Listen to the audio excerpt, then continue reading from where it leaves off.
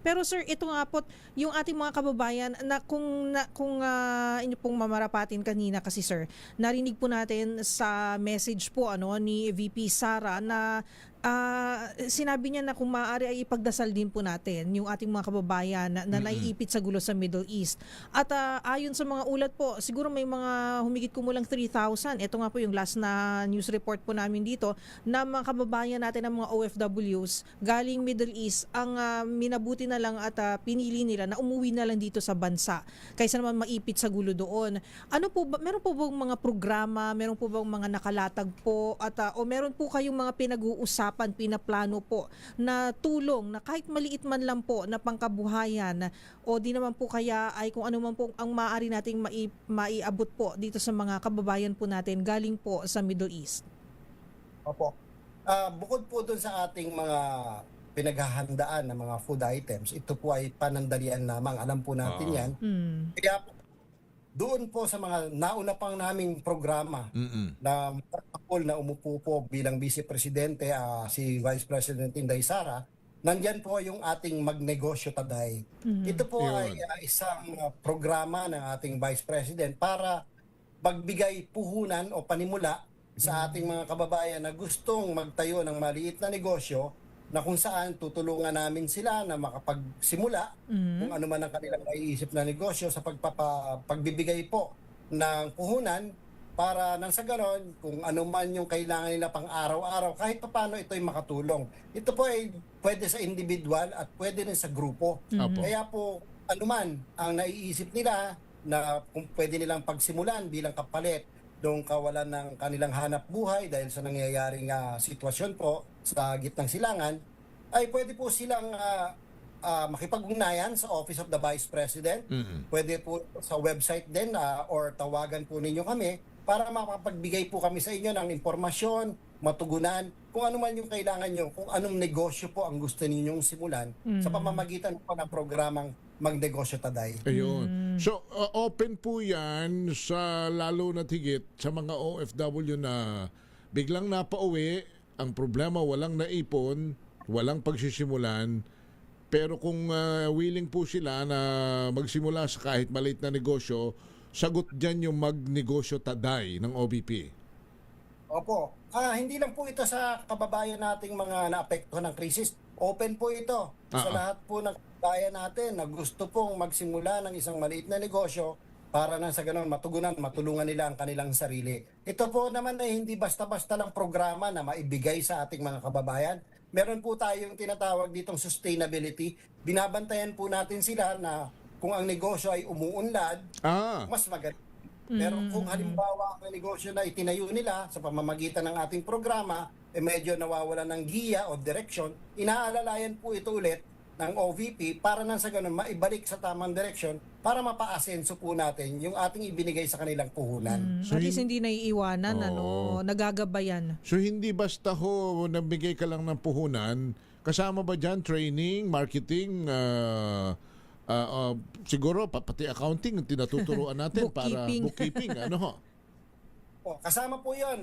May orientation po ito sa panimula. Ibigyan din sila kung ano po yung mga pros and cons. And then sila din naman yung ating mga kababayan na nag-benefit na dito sa programa ay sila rin alam nila yung kanilang programa Tinitingnan lang pasok siya doon sa tinatawag nating mga standards kagaya po na kasi ang guidelines natin galing po ito, aprobado po ito ng Commission on Audit bago natin binigay ito sa programa. Nang sa ganon, hindi po tayo mawawala sa guidelines na pinaiiral po ng pamahalaan. Kaya hindi pwedeng pag nabigyan ka ng pagkakataon ay siguro hindi mo paninindigan. Dapat talagang paninindigan mo sapagkat una nga pera nga ito ng gobyerno. Paramihin mo, palaguin mo. Oo. At tutulungan ka naman. Pero magandang binanggit mo, halimbawa medyo sumablay ng konti, tutulungan pa rin makabangon. Opo, nakabantay po kami. Lahat po ng aming beneficiaries sa programa ay meron po kaming monitoring, reporting, at mismong mga staff na kung saan nakapailalim itong programa na ito ay bumibisita po. Pero sa mga lugar sa mga tao na nabiyayaan ng Nako, programa. palagay So, sa mga interesado, Oo. ASEC, ano pong gagawin nila? Saan po sila pupunta? Saan sila tatawag? Ano po ba yung mga unang hakbang na kailangan po nilang gawin? Makipag-ugnayan lang po sa Office of the Vice President sa pamamagitan po ng Special Projects Division. Ito po yung may hawak ng programa. O kaya pwede po itong tignan doon sa aming Facebook account. Makikita po natin doon yung ating mga contact numbers at po pati yung mga requirements. Pwede rin po sa official website ng Office of the Vice President.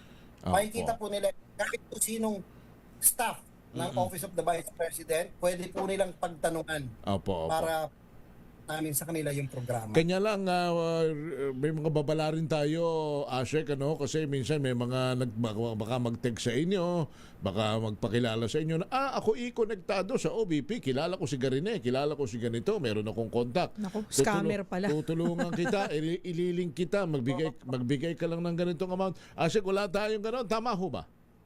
Wala po, ang atin pong kahit anong programa ng Office of the Vice President at kung ano man yung mga kalakip na requirements, wala po dapat bayaran. Kapag po may nagsasabi na taga Office of the Vice President, unang-una, hanapan lang po natin ng proper ID. At kasunod nito, tandaan po natin, wala pong bayad ito. Kapag may nagbanggit na may bayad o anuman,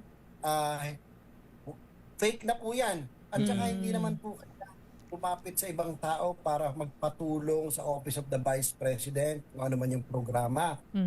Nakahanda po kami. Wala na po kailangan kahit may backer o wala, may kakilala o wala. Punta lang po kayo, makipag-ugnayan lang po kayo sa Office of the Vice President dahil ito po ang kabilin-bilinan ni Vice President Inday Sara, tulungan lahat ng nangangailangan sa abot ng aming At saka Siguro. for assurance siguro, partner, itawag.